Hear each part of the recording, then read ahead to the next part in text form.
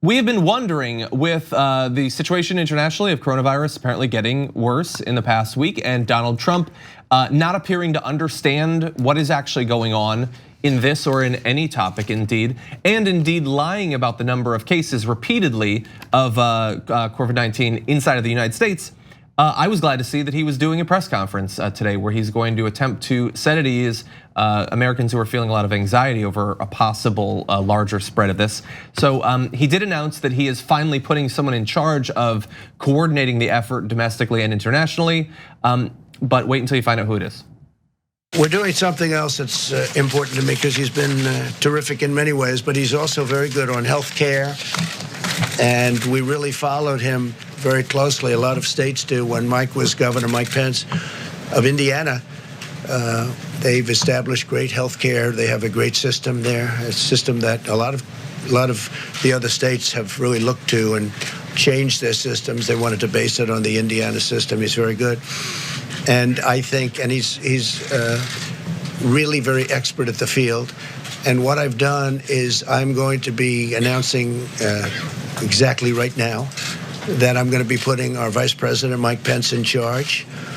And Mike will be working with the professionals, doctors, and everybody else that's working. The team is brilliant. I spent a lot of time with the team over the last couple of weeks, but they're totally brilliant, and we're doing really well. And Mike is going to be in charge, and Mike will report back to me.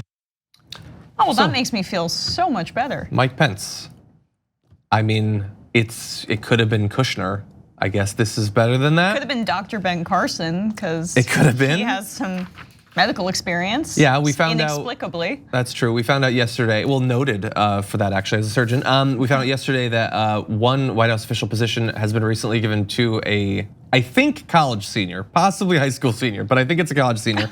So the standards are dropping, but we've got Mike Pence. So there were some incredibly vague references to what he did in his time as governor in Indiana. I don't know what Donald Trump actually knows about that period of Mike Pence's life.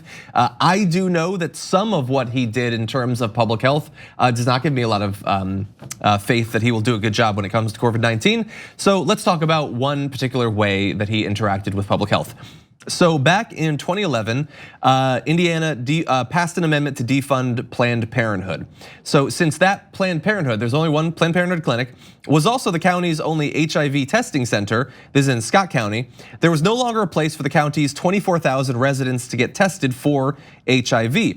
Additionally, injection drug use there was a major problem. So you combine all of these things, the lack of a testing center now, and what do you know? More people became infected with HIV. At the height of the outbreak, 20 new cases were being diagnosed each week, reaching a total of nearly 200 cases by the time the outbreak was finally under control. Now, look, his support for getting rid of those testing centers is one problem. That is not the only way that he made a bad situation worse.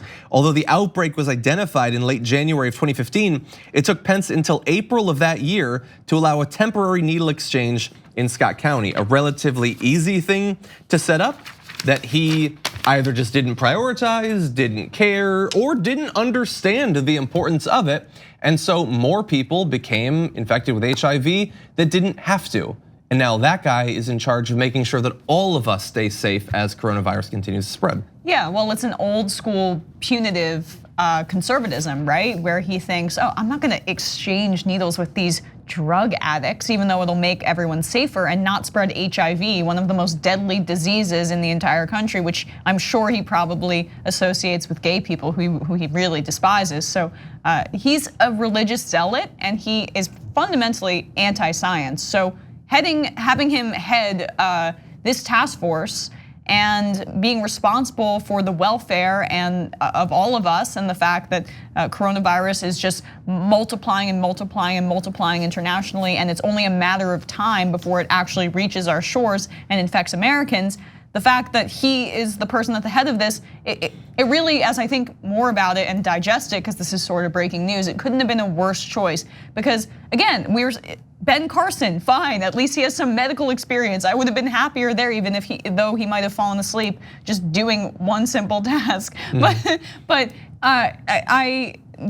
it's someone who has religious fervor in his heart and is unable to really see outside of that. And it affects the way he legislates, and it affects how he sees science and likely the spread of this disease. Yeah, and as I sort of alluded to in the intro, my fear of this situation is largely driven by the fact that Donald Trump is an aggressively ignorant person in this particular area, seems to not care about what is going on, and when he communicates around it, he lies. As I alluded to earlier, he said recently that we have 10 cases when at that time we had 57 cases inside of our country. Either he doesn't know or he just doesn't want you to know. He said recently that a vaccine is very close when some doctors are saying it might take a year or a year and a half, fundamentally exaggerating how quickly they will be able to get a vaccine, let alone to distribute it to potentially hundreds of millions or billions of people. That said, we do have a little bit more from the press conference where he talks generally about the threat we're facing. Very, very ready for this, for anything, whether it's going to be a breakout of larger proportions or whether or not we're at that very low level, and we want to keep it that way. So we're at the low level. As they get better, we take them off the list, so that we're going to be pretty soon at only 5 people, and we could be at just 1 or 2 people over the next short period of time. So we've had very good luck. The Johns Hopkins, I guess it is a highly respected, great place. They did a study, comprehensive, the country's best and worst prepared for an epidemic. And the United States is now, we're rated #1. We're rated #1 for being prepared. This is a list of different countries. I don't want to get in your way, especially since you do such a good job. Oh my God, he had the paper and he hit a woman in the head with it. I found out that we were the best, not because I'm the president and I can literally talk with everyone involved in protecting Americans, but I read it here. You're the president, pick up a phone. 1 or 2 people, only 1 or 2 people. 1 or 2 people. You know, we take them off the list when they get at a low level. Yeah, they get a low level of COVID-19. It's more of an 8 or a 9 at that point. He's lying. And so we take, he's lying. And again, when I say he's lying, I am not saying 1 million people in America have coronavirus and he's hiding it. I'm saying he lies even when the truth, like numerically, isn't that different. We're talking about a couple dozen more people. He refuses to acknowledge that. And so when we're in a situation where right now, America, for the most part, is doing pretty well in comparison to some other countries that have far more cases and have experienced far more deaths. Italy and Iran and South Korea has many cases. Japan has had multiple deaths. We're relatively doing okay right now. What if at some point we're not? Will we be able to trust what we hear from him, what we hear from Mike Pence, who has been chosen apparently because he's a loyalist, not because he's an expert on the material? Alex Azar, any of them, will we be able to trust them? No. That's my fear. That's my fear. And I read about it here. God, so weird, so weird. Can I get to just a little bit more of his? I'm just letting you go off. This is before, no, I'm not going off. I'm trying to keep it together. Again, not fear mongering, just trying to give an accurate idea of what's going on.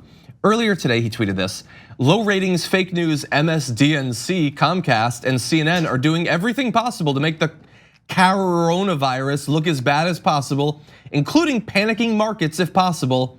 And then he goes on to attack the Democrats there. Ooh. And so I'm gonna jump ahead just briefly. According to television transcript database TVI, CNN has mentioned coronavirus 185 times since the start of the week. Fox News has mentioned it 182 times.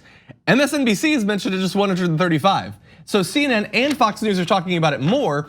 Presumably they're not both doing it to tank the market. At best, one of them is trying to sabotage the market that literally every one of those anchors is heavily invested in. So that's nonsense in multiple levels.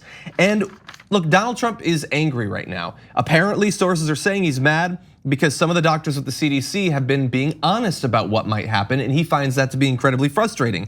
And one of them, by the way, Dr. Nancy Messonnier at the CDC, Rush Limbaugh is now opining against today on his show, because did you know that she's the sister of former Deputy Attorney General Rod Rosenstein? So she's lying about coronavirus because her brother used to work for the Trump administration and she wants to take him down by fooling people about a pandemic when she has literally worked her entire career as a doctor for the CDC to try to protect people from that. Yeah, I mean, he's truly that character, stereotypical character in a movie where they're connecting dots that just aren't there because he needs to constantly uphold his marketing image as the greatest ever, the greatest president ever. That's why he gets so frustrated by his approval rating, although it's fairly up right now inexplicably. And it's all about how he's perceived and nothing about what he does. And he could do whatever, and the reality could be one way, it could be another way. It doesn't matter to him as long as he's able to keep the perception up that he's doing a great job, and it doesn't matter how many people die. Yeah, it's extremely unfortunate. The conspiracy theories that we've already seen spread, Rush Limbaugh has helped to spread ones that this is a Chinese military biological lab that put it out there again to hurt Trump. Yeah, it's look, I don't know if you watch Sunny, but it's Pepe Sylvia from Floor to Ceiling. It's trying to find links so that everything works out the way that you want.